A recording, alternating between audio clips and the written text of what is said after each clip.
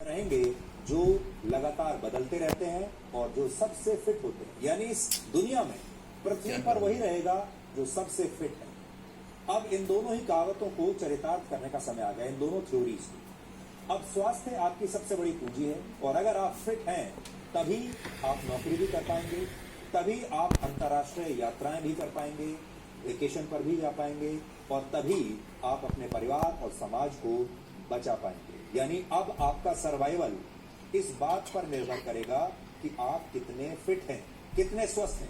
यानी अब स्वास्थ्य ही आपका पासपोर्ट होगा और स्वास्थ्य ही आपकी नई डिग्री होगा। सब कुछ आपके स्वास्थ्य के आसपास घूमेगा। सबसे पहले आप ये समझिए कि आपका स्वास्थ्य कैसे लॉकडाउन में बंद अर्थव्यवस्था के दरवाजे खोल सकता है। इस अर्थव्यवस्था का सीधा संबंध आपकी नौकरी से है, आपके व्यापार से है, आपकी जेब से है। आप कहां जाकर नौकरी करेंगे, कहां जाकर क्या काम करेंगे, आपका पूरा जीवन इस पर निर्भर करता है। और ये किस पर निर्भर करता है? अब ये निर्भर करेगा आपके फिटनेस लेवल पर, आपके स्वास्थ्य पर। क्योंकि दुनिया भर की सरकारें अब ये चाहती हैं कि अर्थव्यवस्थाओं को जल्द से जल्द खोल दिया जाए, लेकिन संक्रमण के डर की वजह से ये फैसला लेना आसान नहीं है किसी के लिए।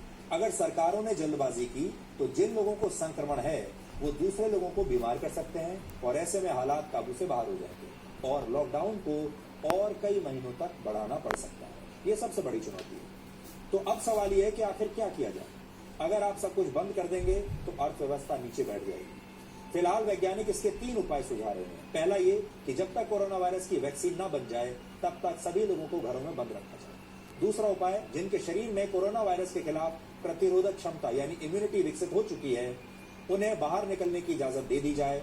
और तीसरा उपाय यह है कि देश की सारी जनसंख्या को एक ही बार में संक्रमित होने दिया जाए। ऐसा हो जाने पर सिर्फ बुजुर्गों और बीमार लोगों को छोड़कर ज्यादातर लोगों के शरीर में कोरोना वायरस के खिलाफ एंटीबॉडीज बन जाएंगे और इन लोगों के दोबारा बीमार पड़ने की आशंका बहुत कम हो जाएगी। इसे हर्ड इम्यूनिटी भी कहते हैं, यानी इम्यूनिटी लेवल्स अपने आप डेवलप हो जाएंगे। ये 3 तरीके मुख्य तौर पर सामने आते हैं। लेकिन अर्थव्यवस्था की चुनौती को देखते हुए दुनिया भर की सरकारें ना तो सब लोगों को घरों में बंद रख सकती हैं और ना ही इस पक्ष में है कि जानबूझकर जनता के बीच संक्रमण फैलने दिया जाए। पहली स्थिति में लाखों लोग भूख और गरीबी से मर जाएंगे। दूसरी स्थिति में भी लाखों लोग बीमार या बुजुर्ग होने की वजह से मर जाएंगे। इसलिए अब कई देश कोरोना वायरस से स्वस्थ हो चुके लोगों को इम्यूनिटी पासपोर्ट जारी करने पर विचार कर रहे हैं। ये एक नया कॉन्सेप्ट है जिसे अब आपको भी समझना चाहिए, क्योंकि यहाँ इस खबर के जरिए हम आपको ये समझाना चाहते हैं कि आपका भविष्य कैसा होगा, क्योंकि अब इसके बाद सब कुछ बदलने वाला है। ये वो लोग हैं जिनका शरीर कोरोना वायरस के खिलाफ लड़ाई लड़ चुका है, यानी ये संक्रमित हो चुके हैं और अब इनके दोबारा बीमार पड़ने की आशंका कम है। दरअसल, और ये क्यों है, आपके शरीर में जब भी कोई वायरस प्रवेश करता है तो शरीर उससे कई चरणों में लड़ता है। इस पूरी प्रक्रिया में अक्सर 1 से 2 हफ्ते का समय लगता है। पहले चरण में कुछ विशेष तरह की कोशिकाएं वायरस के संक्रमण को धीमा करने की कोशिश करती हैं, उससे लड़ती हैं। अगर शरीर इस कोशिश में जल्द ही सफल हो जाता है तो कई बार संक्रमण के लक्षण दिखाई नहीं देते, यानी आप पहले राउंड में ही जीत जाते हैं। ऐसे लोगों को ही एसिम्प्टोमेटिक कहा जाता है, यानी जिनमें कोई सिम्टम्स नहीं है, यानी इनके शरीर में वायरस तो है लेकिन उससे जुड़े लक्षण नहीं मिलते। दूसरे चरण में शरीर वायरस के खिलाफ एंटीबॉडीज का निर्माण करता है। ये एंटीबॉडीज हर वायरस के लिए अलग अलग होते हैं, यानी शरीर इन्हें बीमारी के हिसाब से कस्टमाइज करता है।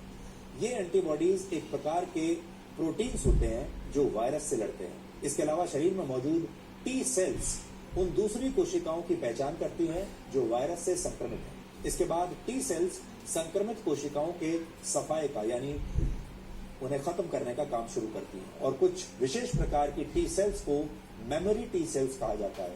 ये ऐसी कोशिकाएं होती हैं जो शरीर में आए दुश्मन को याद रखती हैं और अगली बार जब कोई वायरस या बैक्टीरिया आपके शरीर पर हमला करता है तो ये कोशिकाएं सक्रिय हो जाती हैं और उनसे कैसे निपटा जाए वो फॉर्मूला इन्हें याद रहता है।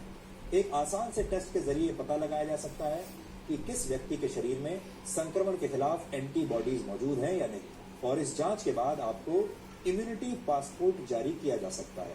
और हो सकता है कि भविष्य में विदेश यात्राओं के लिए उन्हें ही वीजा दिया जाए, उन्हें ही पासपोर्ट दिया जाए जिनके पास ये इम्यूनिटी पासपोर्ट होगा। यानी एक पासपोर्ट वो जो आपके पास अभी है, उस पासपोर्ट में ये देखा जाता है कि आप आपराधिक प्रवृत्ति के व्यक्ति तो नहीं है, आपके ऊपर कोई कानूनी मामला तो नहीं चल रहा, आपके ऊपर कोई शिकायत तो नहीं है, आप कोई अपराध करके तो नहीं भागे हैं, वो ये चेक करते हैं। अब उसके आधार पर आपका पासपोर्ट बनता है और आपको वीजा मिलता है।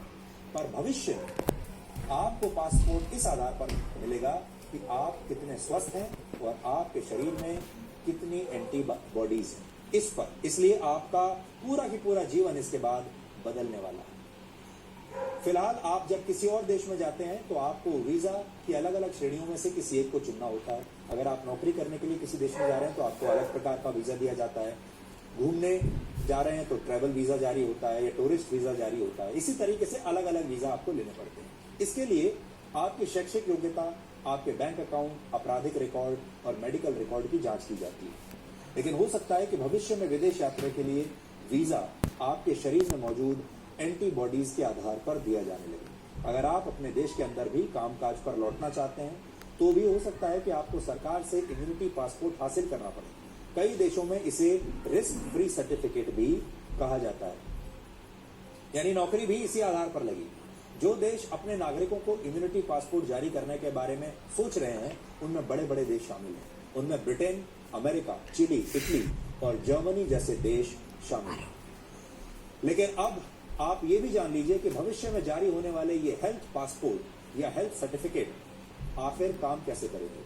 फिलहाल इसकी कोई मानक प्रक्रिया तय नहीं है, लेकिन जो हो सकता है वो हम आपको आज बताना चाहते हैं। सबसे पहले आपकी सरकार आपसे कह सकती है कि आप एक विशेष मोबाइल फोन एप्लीकेशन पर अपना पहचान पत्र अपलोड करें और फिर अपनी सेल्फी उस पर अपलोड करें।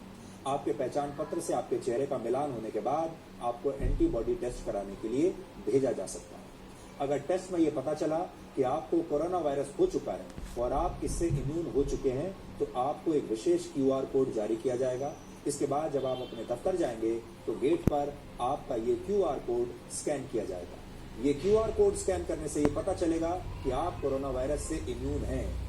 इसी प्रक्रिया का पालन आपको बस में करना होगा, ट्रेन में, मेट्रो में, हवाई जहाज में, हर जगह यही पालन करना होगा। शॉपिंग मॉल्स, रेस्टोरेंट में, सिनेमा हॉल्स में भी आपका इम्यूनिटी सर्टिफिकेट देखकर ही आपको प्रवेश मिलेगा, क्योंकि दूसरों की सुरक्षा का सवाल है। अगर आपकी इम्यूनिटी ठीक है तभी आप अंदर जा पाएंगे, अगर ठीक नहीं है तो आप नहीं जा पाएंगे, क्योंकि उसकी वजह से आप संक्रमित होंगे और फिर ये संक्रमण आप दूसरों को फैला देंगे। इसका मतलब क्या हुआ? इसका मतलब ये हुआ कि जिन लोगों की इम्यूनिटी ज्यादा है आगे के दरवाजे उन्हीं के लिए खुलेंगे, मनोरंजन भी उन्हीं का होगा, बाहर जाकर खाना भी वही लोग खा पाएंगे, उन्हें ही नौकरियों पर रखा जाएगा, विदेश यात्रा भी वही लोग कर पाएंगे। लेकिन इससे आशंका ये पैदा होती है कि आने वाले समय में पूरी दुनिया दो वर्गों में बढ़ जाएगी, दो हिस्सों में बढ़ जाएगी। एक वर्ग में वो लोग होंगे जिनके पास अलग अलग वायरस से लड़ने के लिए ताकत है, यानी इम्यूनिटी, यानी जो पूरी तरह स्वस्थ लोग हैं, और दूसरे वर्ग में वो लोग आ जाएंगे जिनके पास ऐसी इम्यूनिटी नहीं है। और यही दो वर्ग आने वाले समय में किसी देश की राजनीति और अर्थव्यवस्था की दशा और दिशा तय करेंगे।